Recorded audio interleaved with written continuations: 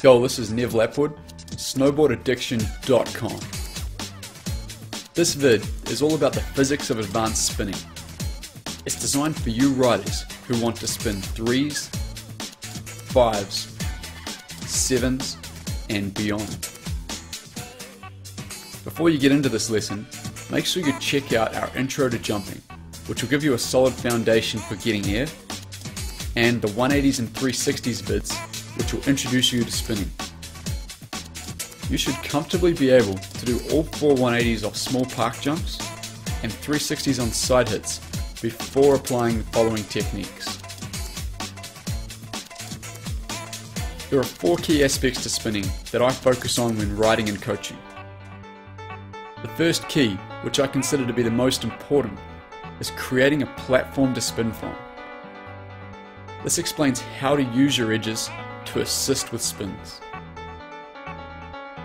The second key is your setup, where and how to prepare. The third key is your release, which explains when and how to leave the lip of a jump. And the fourth one is your landing, where to spot it to help stop your rotation. This vid explains these 4 aspects in detail to help you learn key techniques for advanced spins. Speed. When you come to a jump you want to spin off, the first thing to do is a few straight airs to get the speed dialed. Watch other riders already jumping and look where they're dropping from. How many speed checks are they doing? Are they easily clearing the knuckle of the landing? Make sure you always carry enough speed to make the downwards transition of the landing. Otherwise, you'll land flat, which is not comfortable. I like to minimize speed checks so I can concentrate on the trick I want to do. Try to find a spot where you can drop relatively straight. Once you've got the speed for your straight airs, use the same speed for a spin or a tiny bit faster. Aspect 1. Platform. The first key is to create a solid platform to spin from. This refers to how you use your edges to approach a straight park jump. I consider it to be the most important aspect in mastering your spins. You always spin off an edge rather than a flat base, because an edge gives you something to grip with and push away from the snowboard. Do you think it would work better to pop up the lip using both feet, or to do an ollie off the back foot? You can do either. However, I find it more effective to pop evenly with both feet, because it means you'll be using the full length of your edge to assist with initiating the spin. Popping from the center of your board also helps to keep you more balanced. Ollieing on any spin more than 360 takes away from my balance and platform, so I usually pop off both feet for spinning 3s, 5s, and 7s.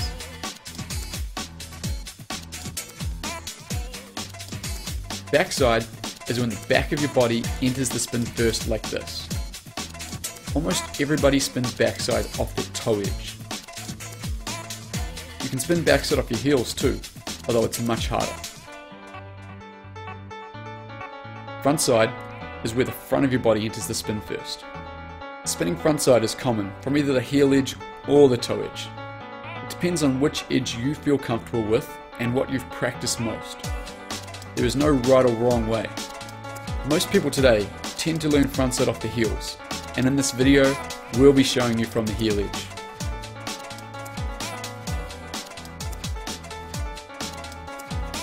This diagram will help explain how to create a platform. Here is the lip of the jump, and this is the landing. Here is the knuckle. Make sure you always have enough speed to easily clear the knuckle. Let's start by setting up for a backside spin. When creating a platform to spin backside, we are carving on our toe edge. Your board will be turning on the way out the lip. However, we want to leave the lip in a straight direction. So we need to do a setup turn on our heel edge, somewhere back here. This is your drop-in point, the same point you dropped in for a straight air. Drop in and do one sit-up turn on your heel edge before creating your toe side platform. The platform is happening on the way up the lip of the jump. If you do just one sit-up turn, it allows you to concentrate on what you're doing and where you're doing it. Too many speed checks and sit-up turns tend to throw off your balance and concentration. At the very last moment as you leave the lip, your board should be leaving in a straight direction. This allows you to travel straight well in the air and stomp down in the middle of the landing zone. If you go off a lip like this on an angle, you're going to fly in that direction. You'll probably end up hitting the knuckle and crashing or hurting your knees. So try to be as straight as you can as you leave the lip.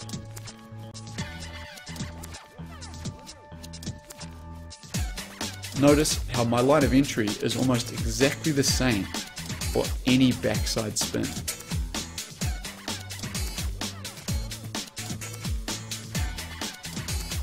With frontside off the heels, drop in from the same point.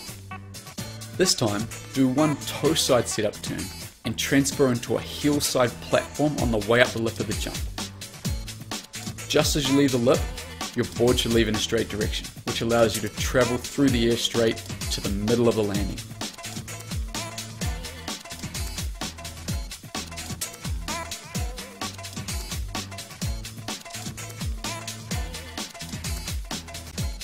The platform I make with my heel edge is again almost exactly the same for all amounts of rotation. As you're creating the platform, you are carving, which is where you're only using your edge to turn.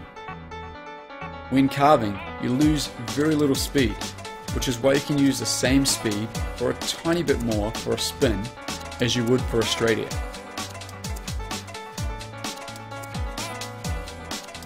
Creating a solid platform is critical to spinning, and every good rider does it almost the same.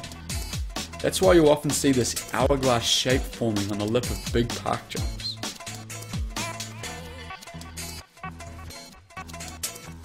Get your edge work right and you'll be able to spin better than you ever expected. Pick where you're going to drop in from. Do one sit-up turn and make a solid platform on the way up the lip, leaving in a straight direction. The second aspect is the setup. Where and how do we set up? On this diagram, the line here is the point of flat ground between the downhill run-in and the uphill lip of the jump.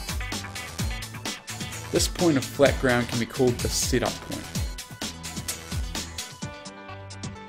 The setup point is an approximate location of where to be completing your setup turn and transferring onto the new edge to set your platform. For a frontside spin, you're finishing up that toe side setup carve and transferring onto your heel edge.